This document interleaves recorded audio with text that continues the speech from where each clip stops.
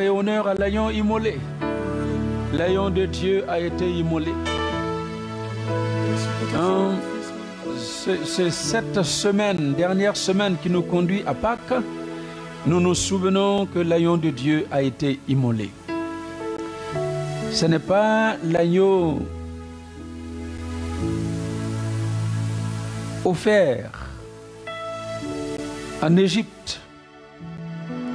Ce n'est pas l'agneau que les Israélites sacrifient à chaque fête de Pâques. Mais c'est l'agneau de Dieu. L'agneau sans tache, l'agneau sans défaut, l'agneau parfait. Le seul qui avait le sang capable de nous laver de tout péché, de nous purifier de toute iniquité. L'agneau de Dieu a été immolé.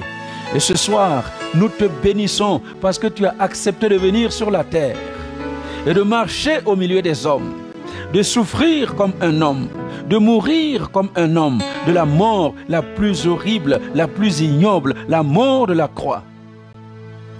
Et tout cela parce qu'il n'y avait pas un autre moyen. N'est-ce pas ce que tu disais à ton père? S'il est possible que cette coupe s'éloigne de moi. Toutefois, non pas ce que je veux, mais ce que tu veux. Parce qu'il n'y avait pas d'autre moyen. Il n'y avait pas d'autre solution. Ton sang était la seule solution. Ton sacrifice était la seule solution. Et ce soir, nous te bénissons parce que tu n'as pas regardé cette souffrance au travers de laquelle tu devais passer. Mais tu as accepté d'entrer dans la souffrance, de mourir dans la souffrance, pour que nous recevions la vie. Agneau de Dieu, Seigneur Jésus, reçois notre adoration ce soir. Reçois notre louange ce soir. Accepte favorablement les paroles de nos lèvres et les sentiments de nos cœurs. Parce que c'est toi seul qui es digne de recevoir cette louange, de recevoir cette adoration. Agneau de Dieu, sois béni. Alors que nous sommes dans nos maisons confinés, toi tu n'es pas confiné. Tu te manifestes au milieu de nous. Agneau de Dieu, sois béni ce soir au milieu de nous. Dans chaque maison, sois béni ce soir. Devant chaque ordinateur, téléviseur, devant chaque matériel que les uns et les autres utilisent pour entendre ce message, manifeste-toi et que la gloire revienne à toi et rien qu'à toi seul. Merci pour ta présence. Je te bénis particulièrement pour les amis qui nous rejoignent pour la première fois. Je te bénis pour les amis qui nous suivent depuis un certain temps. Je te bénis parce qu'il y a des gens qui se sont partagés la connexion et des gens qui ne nous ont jamais vus, qui ne nous ont jamais entendus, sont là ce soir pour entendre le message de la parole de Dieu. Bénis-les spécialement et glorifie ton nom dans leur vie. Alors c'est pourquoi ce soir, j'aimerais souhaiter la bienvenue à chacun de nos internautes. Merci, c'est votre présence devant votre ordinateur, devant votre téléphone, c'est votre présence devant votre téléviseur qui ajoute un éclat spécial à cette rencontre de ce soir. Alors c'est pourquoi je vous bénis. Et comme je le dis, particulièrement les gens qui nous suivent de loin. Nous voyons qu'il y a des gens qui nous suivent nombreux de Côte d'Ivoire. Et ceux qui nous suivent nombreux de Brazzaville. Et combien qui nous suivent de Kinshasa, de Ouagadougou, du Canada, Montréal, de Atlanta, des États-Unis. Nous avons des gens qui nous suivent un peu partout à travers le monde. Eh bien que la bénédiction de Dieu repose sur vous. Parce que nous sommes là pour vous apporter un message d'espoir. Parce qu'il y a encore de l'espoir. Tant que tu vis, il y a encore de l'espoir. Alors soyez bénis ce soir et que la grâce de Dieu nous accompagne en cette soirée au nom de Jésus. Amen. Alors ce soir, je vais terminer le 4e point de ce thème que j'ai commencé à développer avec vous depuis dimanche sur le comment je peux garder ma paix en ce moment trouble. Comment je peux garder la paix? La paix que Christ a demandé pour nous. La paix que Christ nous a laissée. Il nous a laissé sa paix.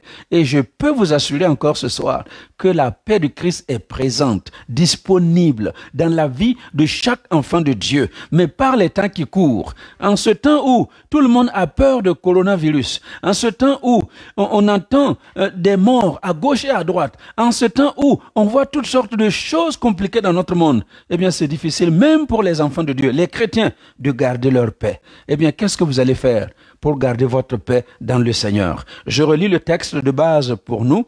C'est dans le livre des psaumes, le psaume 3e, les 9 versets du psaume 3e que je relis pour vous. Psaume de David, à l'occasion de sa fuite devant Absalom son fils. Ô Éternel, que mes ennemis sont nombreux. Quelle multitude se lève contre moi. Combien disent à mon sujet, plus de salut pour lui auprès de Dieu. Mais toi, ô Éternel, tu es mon bouclier, tu es ma gloire, et tu relèves ma tête. De ma voix, je crie à l'Éternel, et il me répond de sa montagne sainte. Je me couche et je m'endors. Je me réveille, car l'Éternel est mon soutien.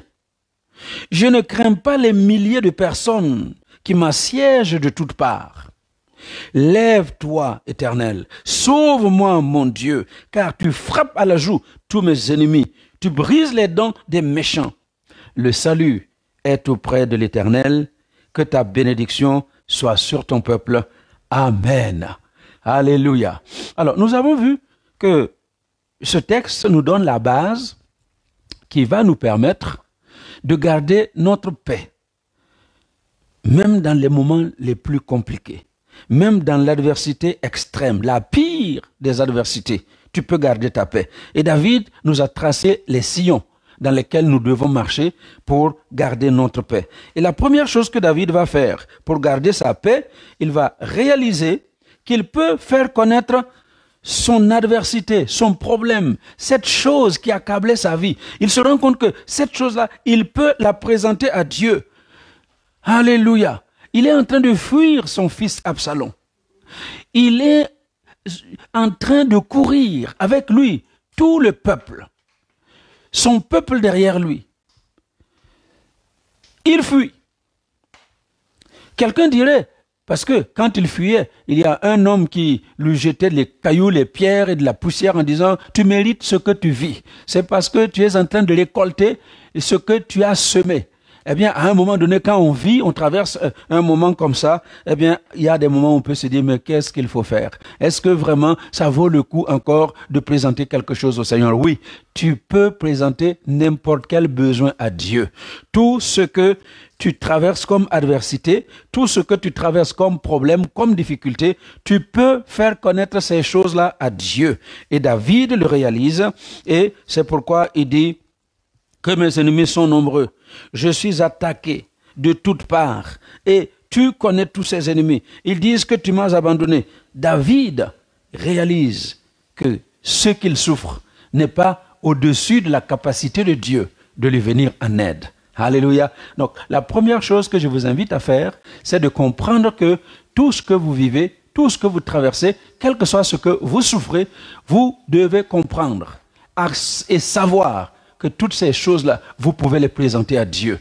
Il n'y a pas de besoin trop grand que tu ne peux pas présenter à Dieu. Il n'y a pas de besoin trop petit que tu ne peux présenter à Dieu. Tout ce que tu vis, tu peux le présenter à Dieu. Parce que c'est un Dieu qui est un papa, un Dieu père, qui veut rencontrer les besoins de ses enfants. Alors, réalise-le. Et quand tu vas réaliser qu'en fait, ce que tu souffres, ben, tu peux le présenter à Dieu, ça va t'aider à garder la paix. Parce que tu ne vas plus garder les choses seul. Il y a des gens qui souffrent seuls, qui n'ont personne à qui partager leurs besoins. Et ils n'ont même pas le courage de présenter tous ces besoins-là à Dieu.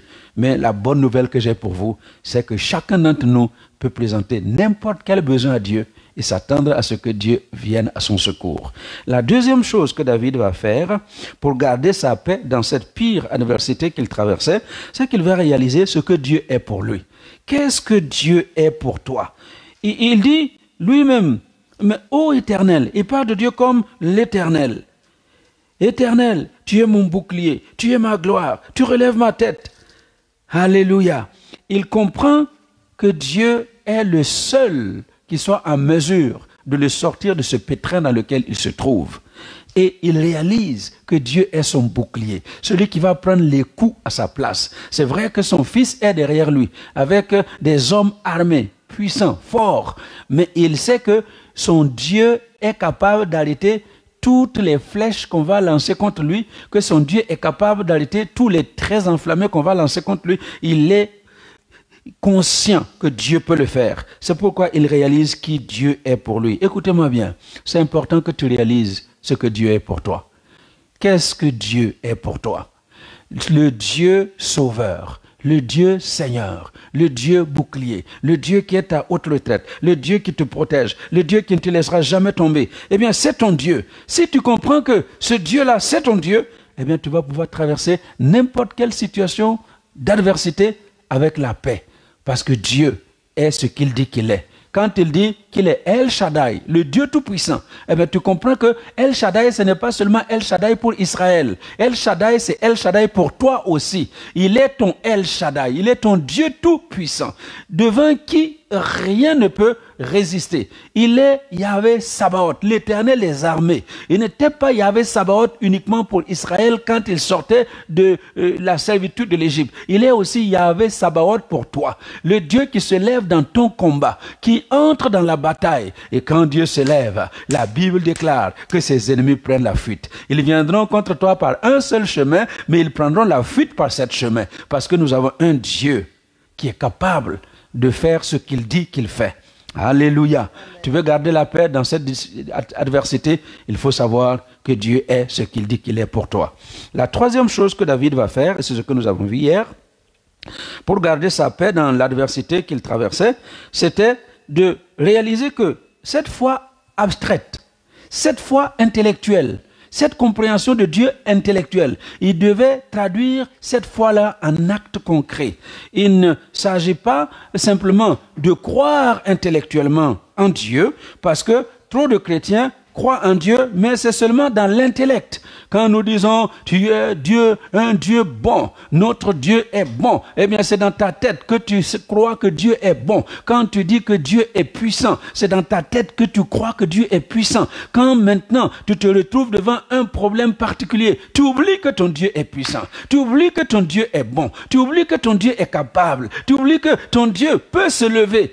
Il se lèvera le dernier et c'est lui qui va te délivrer. Alors, quand tu traverses ces moments-là, il faut savoir traduire en actes concrets ce que tu crois intellectuellement. Parce que la foi, ce n'est pas tant ce que tu crois, ce que tu confesses. Oh, nous faisons de très belles confessions, hein.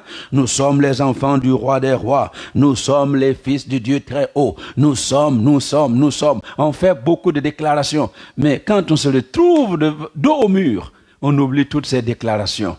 Il faut traduire cette foi abstraite en actes concrets. Et David va le faire. Eh bien, il sait que derrière lui, il y a son fils avec une armée. Il est entouré d'ennemis. Il dit des milliers sont autour de lui. Mais qu'est-ce qu'il fait? La nuit, il sait que cette nuit-là, alors qu'il est en train de passer sa première nuit, on pouvait venir le capturer et puis le tuer.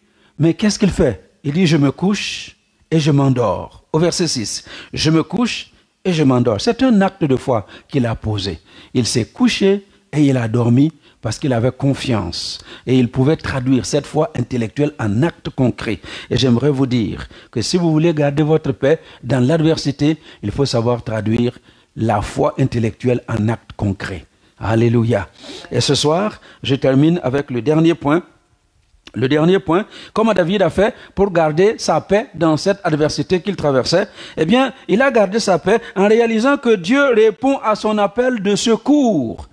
Il comprend que Dieu répond à son appel. Regardez, verset 8 à verset 9, il dit, « Lève-toi, Éternel, lève-toi, sauve-moi, mon Dieu, car tu frappes à la joue tous mes ennemis, tu brises les dents des méchants. » Alléluia.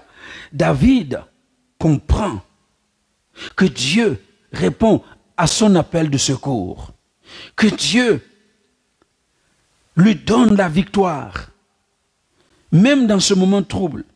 Voyez-vous, la foi, ce n'est pas de la témérité. David n'a pas dit, oh Seigneur, tu m'as donné une bonne nuit de repos, j'ai bien dormi, je me suis réveillé, alors je ne crains pas les milliards de peuples qui m'entourent de toutes parts. Il n'a pas dit, voici, je me lèverai et je retournerai à Jérusalem. Non, ça ce serait de la témérité. C'est comme si David disait ici, merci Seigneur pour la nuit de repos que tu m'as donnée. Merci Seigneur pour la paix que tu mets dans mon cœur. Merci Seigneur pour ce que j'ai pu traverser cette première nuit en toute quiétude. Merci Seigneur, parce que je peux sentir ta présence autour de moi et avec moi. Mais, tu vois Seigneur, l'ennemi est encore à mes trousses. L'ennemi est toujours là. Ils sont toujours autour de moi. Alors au verset 8, il dit, lève-toi éternel. Secours-moi mon Dieu. Eh bien c'est comme s'il lançait un appel de secours. Un SOS, save our souls. Sauve-moi mon Dieu. Secours-moi mon Dieu. C'est comme s'il disait, ne passe pas loin de moi. Je te prie, arrête-toi sur mon chemin. C'est un appel de secours. Et il réalise tout de suite quand il lance son appel de secours que Dieu entend cet appel de secours. N'est-ce pas ce Dieu qui a dit, invoque-moi au jour de la détresse. Je te répondrai et tu me glorifieras. C'est lui qui a dit, invoque-moi au jour de la détresse. Je te montrerai de grandes choses, des choses cachées, des choses que tu ne connais pas. Ce Dieu-là veut répondre à ta prière. Il veut répondre à ton appel de secours. Et David le réalise et il comprend que oui, Dieu répond à son appel de secours. Que Dieu s'occupe de lui. C'est pourquoi il dit, tu frappes à la joue tous mes adversaires. Tu t'occupes de mes ennemis. Et j'ai une bonne nouvelle pour quelqu'un ce soir. Dieu s'occupe de tous tes ennemis. Qu'il s'appelle coronavirus, qu'il s'appelle cancer, qu'il s'appelle diabète, qu'il s'appelle hypertension, qu'il s'appelle je ne sais pas quel autre nom, parce que j'ai entendu de la bouche de certains prophètes qu'il y a quelque chose de pire que Covid-19 qui va arriver sur cette terre, quel que soit le mal qui est préparé contre toi. Il faut savoir que tu as un Dieu dans les cieux qui s'occupe de tous tes ennemis. Alléluia. C'est ce Dieu-là qui a dit à David, qu'est-ce que je disais? Non, à Moïse, dans Exode 14, versets 13 à 14, Moïse était dans une impasse avec le peuple d'Israël. Dieu leur a dit, vous sortez d'Égypte et vous allez partir m'adorer sur cette montagne, une montagne qui leur a été indiquée. Et alors qu'ils sont en chemin, ils se retrouvent devant une impasse. Devant eux, c'est la mer Rouge. Derrière eux, c'est l'armée de Pharaon.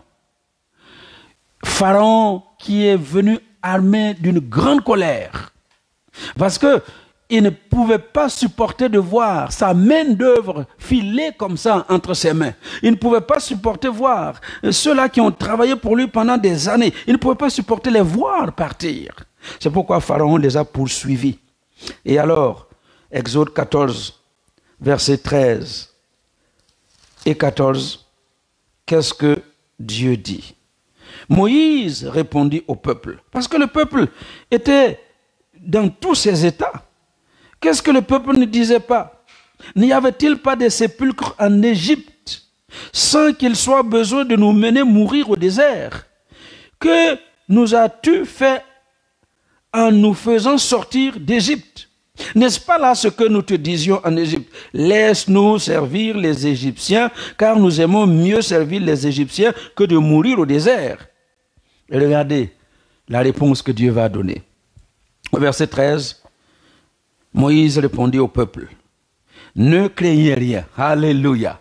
Et j'ai une bonne nouvelle à dire à quelqu'un ce soir. Ne crains rien. Ne crains rien. Il dit, ne craignez rien. Restez en place et regardez la délivrance que l'Éternel va vous accorder en ce jour. Car les Égyptiens que vous voyez aujourd'hui, vous ne les verrez plus jamais. Alléluia. Écoutez, je ne fais pas de prophétie ce soir. Parce que il faut faire très attention avec tous les prophètes qui se lèvent aujourd'hui pour prophétiser, pour dire des choses que Dieu ne leur a pas dit de dire. J'ai la parole de Dieu. La meilleure prophétie pour moi, c'est la parole de Dieu. Et la parole de Dieu que j'ai entre les mains me dit, ça c'est Dieu qui dit à Moïse, ces Égyptiens que vous voyez aujourd'hui, vous ne les verrez plus jamais. L'Éternel combattra pour vous et vous gardez le silence. La bonne nouvelle et la prophétie, d'après la Bible que je te dis aujourd'hui, c'est qu'il y a un Dieu dans les cieux qui combat pour toi. Garde le silence. Garde le silence. Arrête tes questions. Pourquoi ceci m'arrive? Pourquoi ceci encore? Pourquoi? Qu'est-ce que j'ai fait au bon Dieu pour souffrir de cette manière? Arrête tes questions, garde le silence devant Dieu. Il est le Dieu qui est capable de venir au secours de ce besoin. Alléluia. L'Éternel dit à Moïse, verset 15, « Pourquoi c'est écrit, parle aux enfants d'Israël et qu'ils marchent. Toi, lève ta verge, étends ta main sur la mer, et fends-la. Et les enfants d'Israël entreront au milieu de la mer à sec. » Alléluia. Dieu va frayer un chemin pour toi là où il n'y avait pas de chemin. Là où tu pensais que c'était l'impasse. Ou là où tu pensais que c'était une voie sans issue. Tu as plus que le bâton de Moïse. Nous avons la croix du calvaire. La croix sur laquelle Christ a été mis à mort. Nous avons plus que le bâton de Moïse. Cette croix-là, elle fraye un chemin là où il n'y avait pas de chemin. Cette croix a frayé un chemin entre nous et Dieu. Ce gouffre qui existait entre nous et Dieu et qui nous empêchait d'entrer dans la présence de Dieu, ce gouffre a été comblé par la croix. Et j'aimerais te dire encore ce soir que cette croix est disponible. L'œuvre qui a été accomplie une fois pour toutes à la croix du calvaire est disponible pour te frayer un chemin là où il n'y avait pas de chemin. Et c'est pourquoi Dieu dit à Moïse, en son temps, gardez le silence. Eh bien, mon message pour toi ce soir, c'est de garder le silence. Garde le silence. Pourquoi j'ai perdu cet être cher? Garde le silence devant Dieu. Pourquoi j'ai perdu mon travail? Garde le silence devant Dieu. Pourquoi autant de situations se lèvent contre moi? Garde le silence devant Dieu. Passe le temps dans la prière. Recherche Dieu dans sa parole et garde le silence et lui-même s'occupera de tes ennemis. Alors, c'est pourquoi David dit ici, tu frappes à la joue tous mes adversaires. Tu les gifles. Alléluia. Vous savez que de la vie de la plupart des psychologues, la gifle est la plus humiliante correction que vous ne devez jamais donner à votre enfant. Hein? C'est pas comme nous là, hein, en Afrique, hein? On a grandi comme ça. Hey, qu'est-ce que tu as fait? Schlam! Et puis si tu ne passes pas vite, tu reçois le revers. Non, non, non. La gifle, c'est humiliant. C'est humiliant. Et Dieu dit, justement, tes ennemis là, je vais les humilier. Ils seront humiliés devant toi. Dieu va humilier tes ennemis de cette sorte. Dans un des points que j'ai développé, je vous ai lu l'histoire de Ézéchias.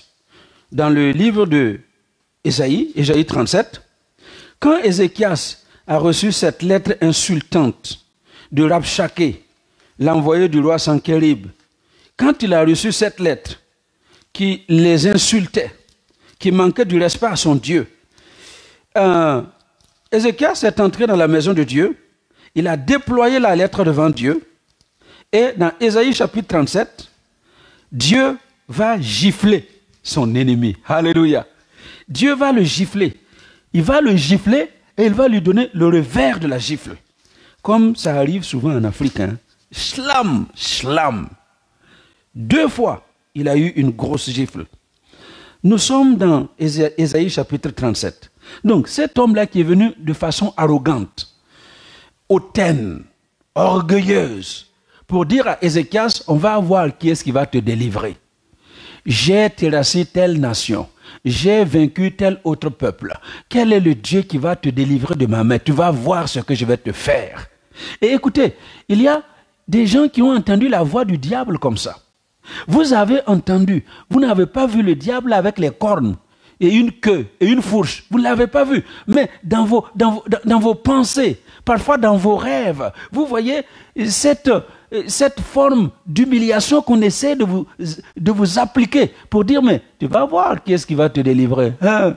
Tu pensais que toi, tu pouvais te sortir de coronavirus. Tu vas voir. Qu'est-ce que je n'ai pas tué? Coronavirus a tué des hommes, a tué des femmes, a tué des gens importants. Mais toi, tu es qui? Tu vas voir. Mais j'ai une bonne nouvelle pour toi. Alléluia. J'ai une bonne nouvelle. La bonne nouvelle, c'est que Dieu va gifler tes adversaires. Et alors, cet homme-là, Sanchérib, nous sommes dans Ésaïe 37, j'ai dit au verset 36, l'ange de l'Éternel sortit et frappa dans le camp des Assyriens 185 000 hommes. Est-ce que vous entendez? L'ange de l'Éternel, alors que Ézéchias a présenté sa requête à Dieu dans la maison de Dieu. Il a déployé la lettre dans la présence de Dieu. Écoutez, la lettre que vous avez reçue du médecin, la lettre que vous avez reçue, les résultats des examens que vous avez reçus, prenez tout ça, entrez dans la maison de Dieu, c'est dans votre salon maintenant. La maison de Dieu, c'est là où tu te trouves, dans ta chambre. La maison de Dieu, c'est là où tu te recueilles dans la présence de Dieu. La maison de Dieu, c'est pas le bâtiment. Eh bien, entre dans cette place-là où tu rencontres Dieu. Déploie cette lettre devant Dieu. Ézéchias a fait ça. Alors, l'ange de l'Éternel sortit et frappa dans le camp des Assyriens 185 000 hommes. Et quand on se leva le matin, voici, ils étaient tous morts. Quelle gifle! Une grande armée puissante.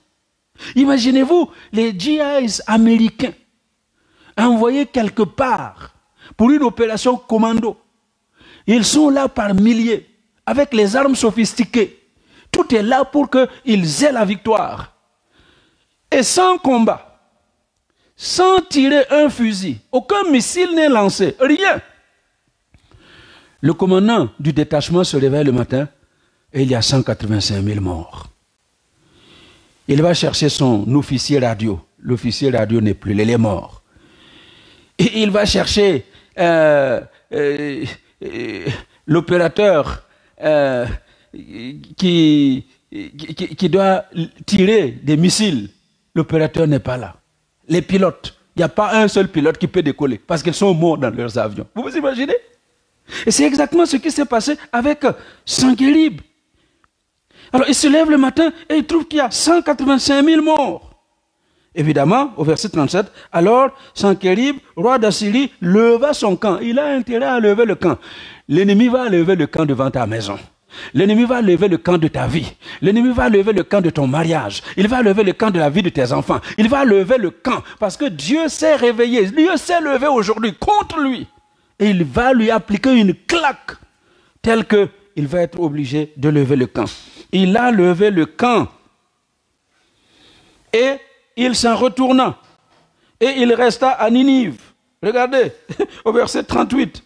Or, comme il était prosterné dans la maison de Nisroch, son Dieu, il est arrivé chez lui et il dit, ouf, enfin, je suis là en sécurité.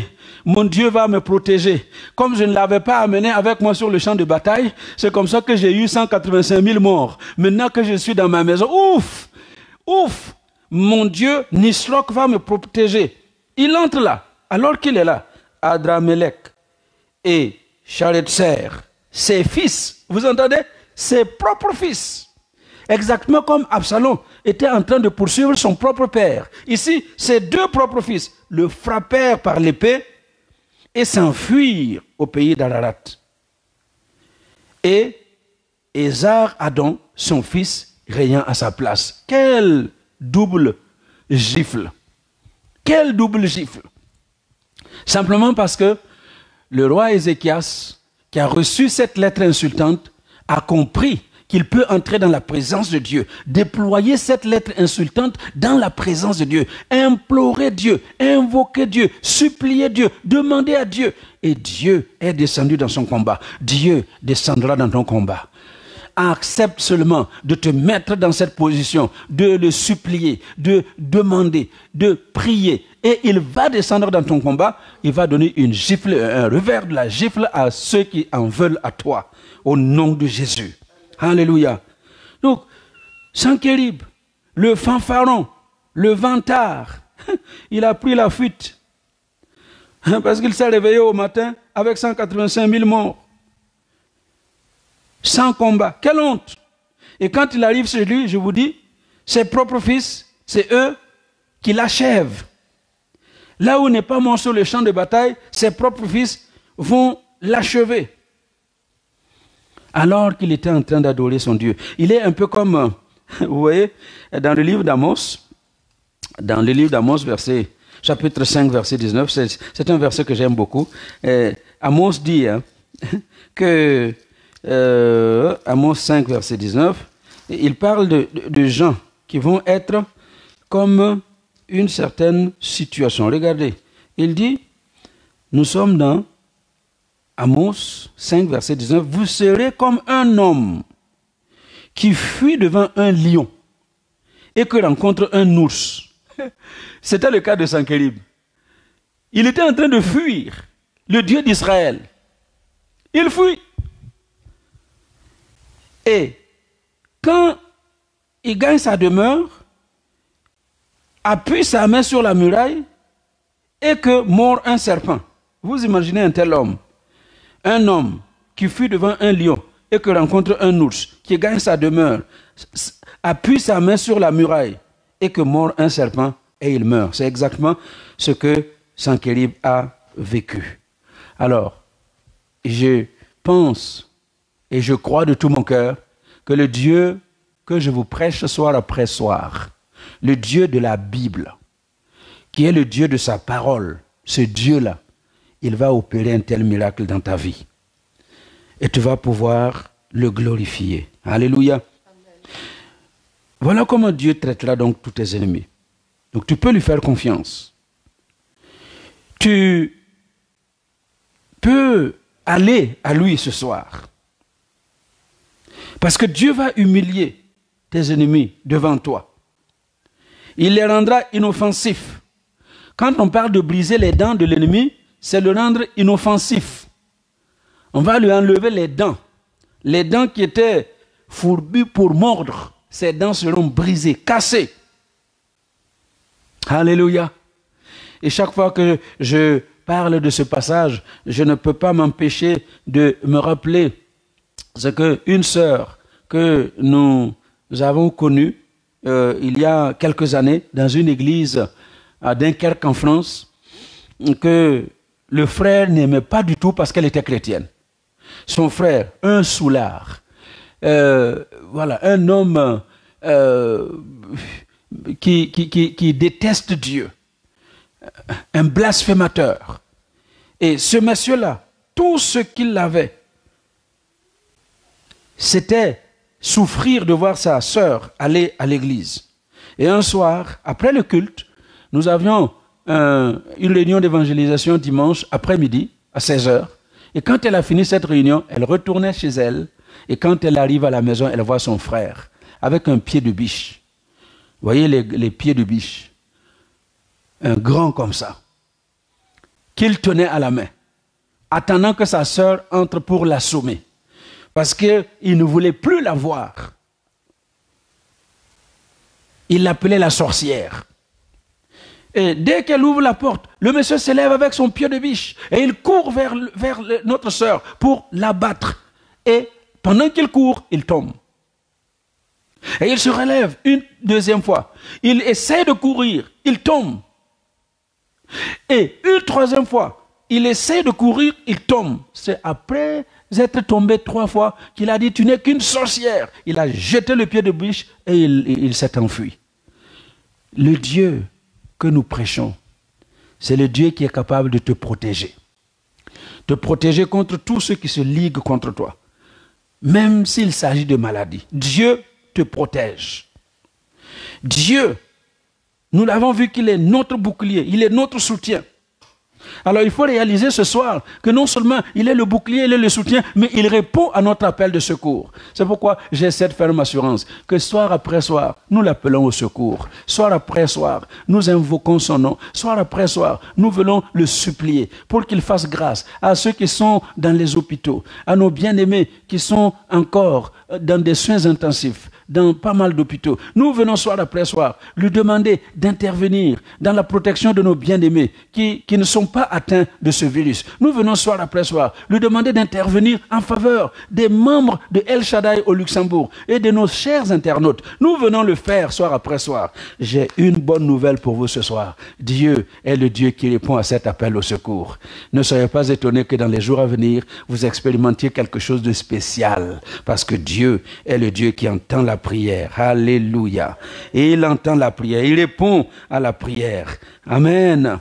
Eh bien, que sa grâce repose sur toi. Que sa faveur visite chacun d'entre nous. Il a le pouvoir de s'assujettir toutes choses. Jésus a reçu le pouvoir de s'assujettir toutes choses. Il est le Dieu souverain. Il fait ce qu'il veut. Nous l'invoquons, il entend. Et il va répondre à cette prière. Alléluia. Le Dieu qui a dit, demandez et je vous donnerai. Eh bien, c'est le Dieu qui va nous donner parce que nous lui demandons. C'est lui qui nous a dit de chercher et nous allons trouver. Eh bien, tu vas trouver ce que tu cherches. Et lui qui nous a dit de frapper et on va nous ouvrir. Nous sommes en train de frapper soir après soir. Il va nous ouvrir. Même le matin, mardi et jeudi matin à 5 heures, nous sommes en train de frapper à la porte du ciel. Dieu viendra à notre secours et il va se glorifier dans notre vie. Alléluia. Alors, bien-aimés, gardez votre paix dans cette adversité de coronavirus. Gardez votre paix dans toute adversité qui vous accable aujourd'hui. Garde ta paix parce que nous avons un Dieu à qui nous pouvons présenter toute notre cause. Nous avons un Dieu. Vous vous rappelez le deuxième point? Qui est pour nous notre bouclier, notre protecteur. Nous avons un Dieu qui attend que nous traduisions notre foi abstraite en actes concrets. Nous avons un Dieu qui répond à notre appel de secours. Alors, tenez bon et attendez-vous à voir ces choses se réaliser dans votre vie. Alléluia. Je termine avec Ésaïe 31. Ésaïe 31, versets 4 et 5. Ésaïe 31, versets 4 et 5. Qu'est-ce que la Bible dit? Car ainsi m'a parlé l'Éternel. Alléluia. Ainsi m'a parlé l'Éternel. Comme le lion, comme le lionceau, rugit sur sa proie, et, malgré tous les bergers rassemblés contre lui, ne se laisse ni effrayer par leur voix, ni intimider par leur nombre. De même, l'Éternel des armées descendra pour combattre sur la montagne de Sion et sur sa colline. Rien ne fait peur à notre Dieu. Rien ne va l'empêcher de descendre dans ton besoin. Rien ne peut intervenir entre toi et Dieu pour empêcher à Dieu de faire ce qu'il a décidé de faire dans ta vie. Et au verset 5, il dit, comme des oiseaux déploient les ailes sur leur couvée, ainsi l'Éternel des armées étendra sa protection sur Jérusalem. Il protégera, écoutez bien, je termine avec ces 4 choses extraordinaires. Qu'est-ce que Dieu va faire pour toi en conclusion? 1, il te protégera. Alléluia. Il te protégera de Covid-19. Il te protégera de cette pandémie. 2, il te délivrera. Si tu es en plein dedans, il va te délivrer. Amen. Il va te délivrer. Je vous signale ici, comme je l'ai dit hier, qu'il y a 2 types de délivrance quand il s'agit de l'économie de Dieu.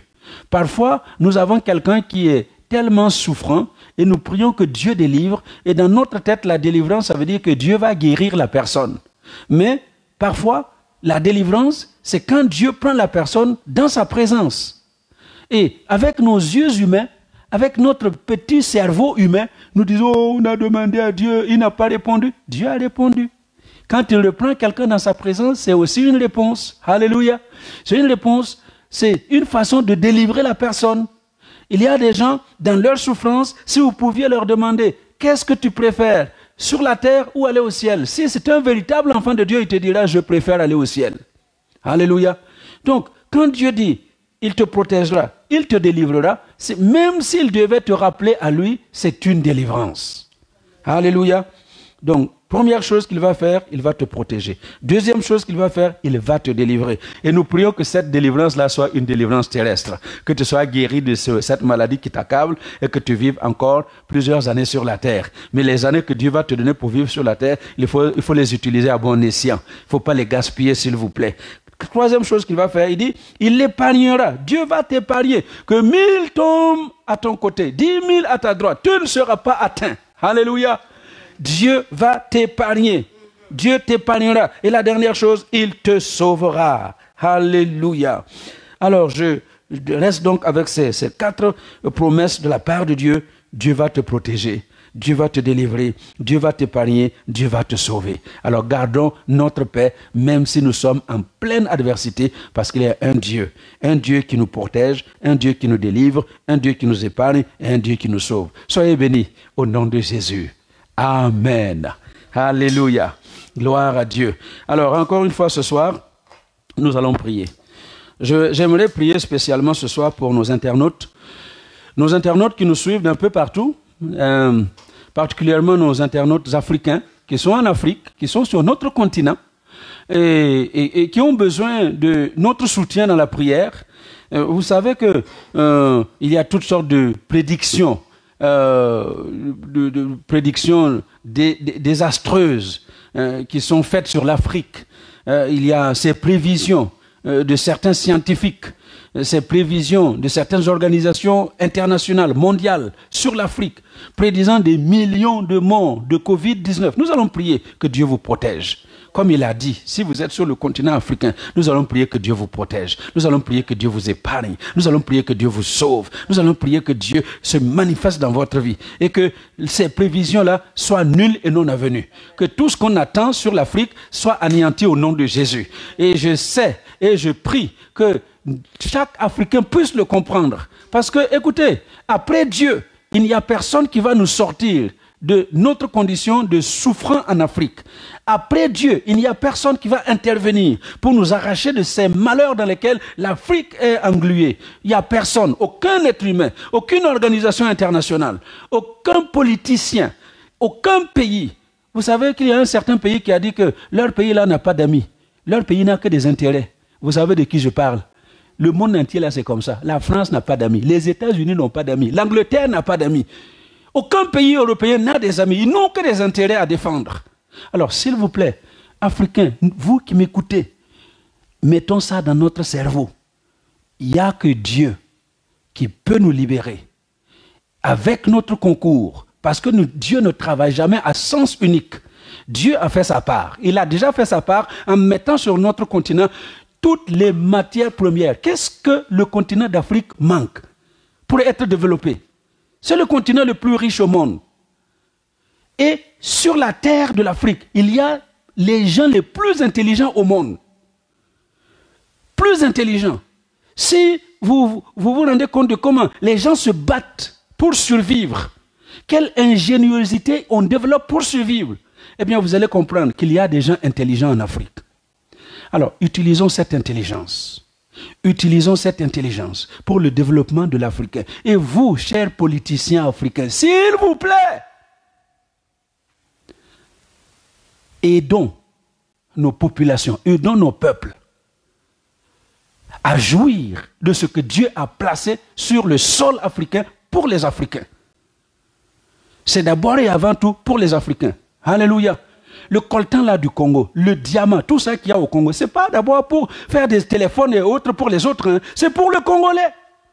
Alors que Dieu nous aide à comprendre ça et à nous donner la main d'association. Alléluia. On parle de l'Union africaine, que l'Union africaine soit vraiment l'Union africaine.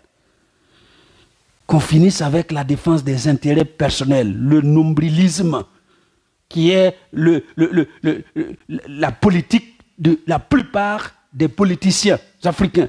Qu'on arrête avec ça. Et que chacun puisse rechercher le bonheur de l'Africain. Et nous allons voir la gloire de Dieu. Alors soyez bénis. Nous allons prier pour l'Afrique aujourd'hui. Nous allons prier pour ceux qui vivent en Afrique aujourd'hui. Nous allons prier pour ceux qui sont retenus en Afrique parce qu'il n'y a plus de vols dans certains pays. Eh bien que Dieu se souvienne de vous. et que Dieu vienne à votre secours. Alléluia. Et s'il y a des cas de personnes qui ont déjà été touchées par coronavirus, la Bible dit ce soir que Dieu va les sauver. Nous prions que Dieu les sauve, que le sang de Jésus les lave, les purifie pour qu'ils sortent de ce malheur au nom de Jésus. Alors élevons nos voix ensemble et prions. Seigneur, nous te bénissons. Nous te bénissons parce que vraiment tu aimes l'Afrique et tu aimes l'Africain. Le monde entier a essayé d'humilier l'Africain, de diminuer la valeur de l'Africain. Et partout où il se trouve piétiné. Mais nous savons une chose, c'est que toi, tu es le Dieu de l'Africain. Tu crois tellement dans l'Africain que tu as mis toutes ces matières premières sur le sol africain pour que nous puissions jouir de ces choses. Tu as tellement aimé l'Afrique que quand ton peuple se fuyait cette famine qui avait envahi le monde entier en son temps, eh bien, Joseph a été d'abord envoyé en Égypte pour pouvoir accueillir l'ensemble de sa famille. C'est pourquoi les Israélites se sont retrouvés en Égypte. Seigneur, nous savons que tu aimes l'Afrique.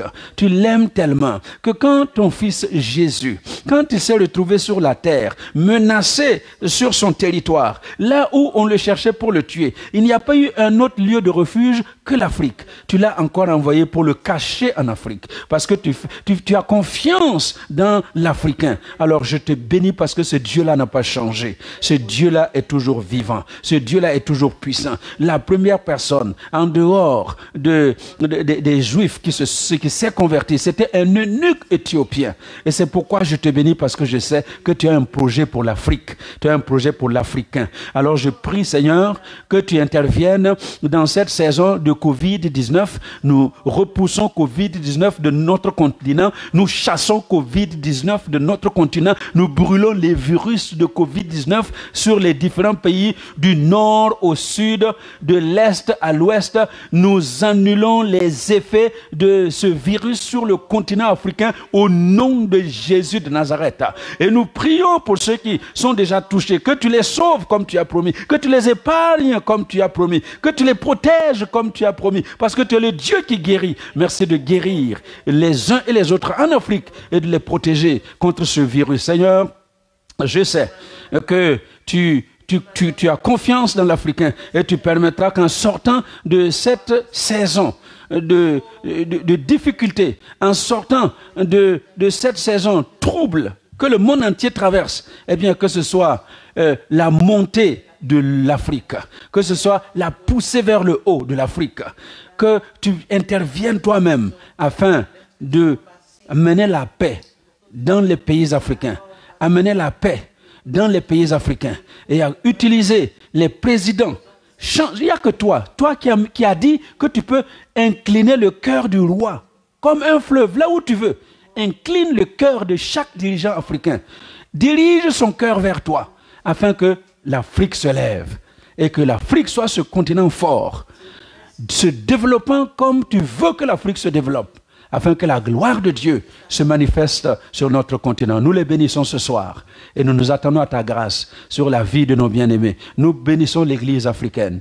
Nous bénissons l'Église que tu bénis parce qu'il y a un vent de l'éveil qui souffle dans plusieurs églises. Nous prions que tu protèges l'Église de Jésus-Christ en Afrique, que tu nous manifestes particulièrement au milieu des serviteurs de Dieu, que tu nous ramènes à l'essentiel, à la base de la parole de Dieu, à la prière et à la recherche de la présence de ton esprit. Merci de nous ramener dans l'essentiel. Au nom de Jésus, nous te bénissons et nous nous attendons à toi. Seigneur, merci de bénir nos bien-aimés, les fidèles, les frères et sœurs de El Shaddai. Nous n'oublions pas le pays qui nous accueille ici, notre Luxembourg qui nous accueille dans ce pays. Nous bénissons ce pays, nous bénissons le grand-duc et sa famille, le grand-duc, la grande-duchesse, toute leur famille. Nous les bénissons, nous prions que tu les protèges en ce temps de pandémie, que tu les protèges contre le coronavirus. Seigneur, ce sont des hommes publics. Nous prions que tu les protèges. Nous prions que tu protèges notre gouvernement avec à la tête le premier ministre Xavier Bettel. Protège-le. Nous entendons ça et là qu'il y a tel politicien qui a été contaminé par coronavirus. Nous refusons que nos autorités soient contaminées par coronavirus. Nous proclamons la protection du sang de Jésus sur les politiciens, sur les dirigeants de notre pays, au nom de Jésus. Nous prions, Seigneur, matin pour ceux qui se lèvent chaque jour pour assumer toutes les responsabilités pour que nous continuions de vivre. Il y a des gens qui sont dans les magasins, il y a des serveuses, il y a des travailleurs dans les différents magasins pour que nous ne manquions pas de vivre pour manger. Nous prions que tu les protèges, nous prions que tu les bénisses. Il y a la police qui nous sécurise, il y a les agents de sécurité dans les différents endroits pour nous protéger pendant que les uns et les autres dorment. Il y a des gens qui ne dorment pas, qui gardent et qui veillent sur la sécurité de l'ensemble de la population. Nous prions que tu les protèges.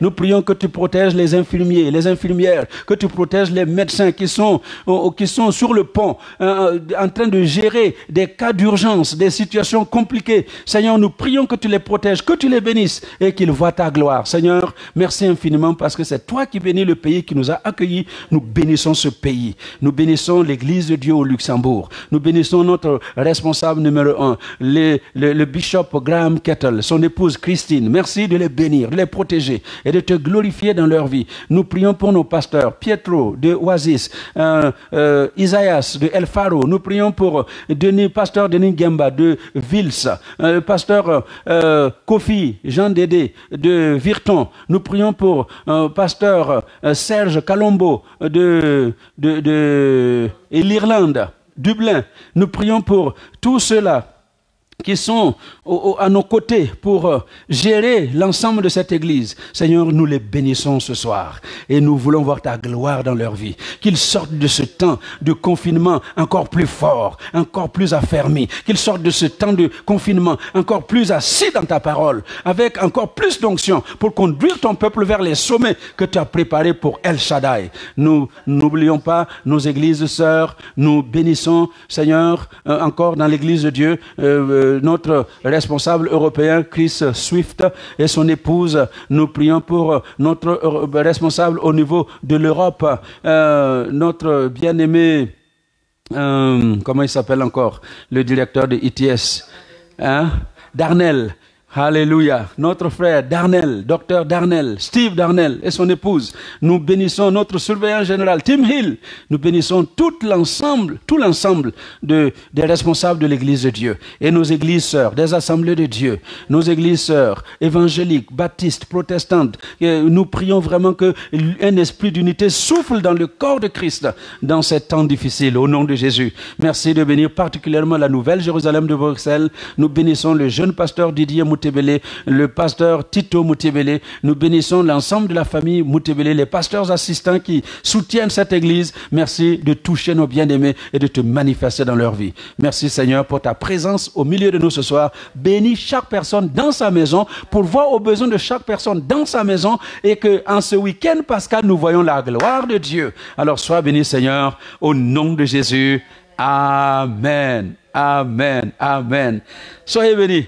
Alléluia. Gloire à Dieu. Eh bien, ce soir, vous avez vu que l'équipe de louange était beaucoup plus réduite. Vous savez que les Français ont parfois raison. Quand ils disent qu'en avril, ne te découvre pas d'un fil. Parce que si vous découvrez d'un fil, vous attrapez parfois des choses là, la gorge est enrouée, on a un début de grippe, alors que Dieu nous aide. Habillez-vous bien. Alléluia. Même si vous êtes confinés dans vos maisons, habillez-vous bien pour ne pas attraper les choses qui vont t'empêcher de louer Dieu à haute voix. Alléluia. Alors soyez bénis. Rendez-vous demain matin à 5 heures. À 5 heures du matin, dans la prière, en conférence call, eh bien que la paix de Dieu soit avec vous. Amen. Vendredi, nous aurons, demain soir, et vendredi soir, nous aurons encore notre culte en direct à partir de notre maison, ici, là où nous sommes, confinés. Mais la parole de Dieu n'est pas confinée. Alléluia. Alors, j'aimerais donner cette information à nos bien-aimés de El Shaddai. Ce week-end, ça devait être Méga Pâques Luxembourg, notre convention de Pâques. Mais pour les raisons que vous savez, eh bien, nous n'aurons pas la convention de Pâques. Mais je voudrais que, malgré ce temps de confinement, nous ayons un moment festif. Parce que Pâques, c'est vrai que ça a coûté la vie à Jésus, mais ça a coûté notre libération. Et nous voulons nous réjouir de cette libération. Alléluia. Jésus est ressuscité. Et j'aimerais que nous fêtions la résurrection. C'est pourquoi, écoutez-moi bien, si vous avez des enfants qui sont à l'école de dimanche, eh bien, je vais vous inviter à on va vous envoyer tout à l'heure avec notre maestro Azaël un chant que vos enfants vont chanter et ils vont répéter. Et je vous invite, chers parents, à faire une vidéo 2-3 minutes de ce que vous pouvez faire avec vos enfants à l'occasion de Pâques. Alléluia.